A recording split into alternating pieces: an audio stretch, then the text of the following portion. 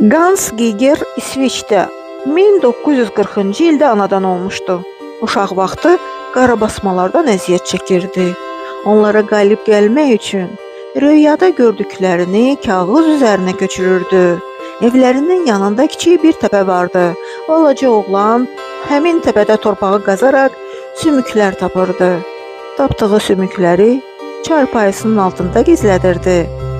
İkinci Dünya Müharibəsi zamanı İsveç neytral dövlət olmasına baxmayaraq, müharibə haqqında məlumat və görüntülər balaca oğlana çox pis təsir edirdi. Hiroşima və Nagasaki şəhərlərinə atom bombası atılmasını görən oğlan kriz keçirdi. Atasının ona hədiyyə verdiyi insan kəlləsini o ömrünün sonuna qədər saxlamışdı.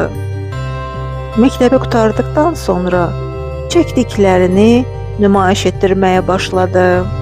Ruhlar qatarı, psixiatr üçün bayram, atom uşaqları və s. Sonralar onun Biomexanoidlər adlı çəkdiyi canlılar Ridley Scott'un yabancı filmində göstərilmişdi.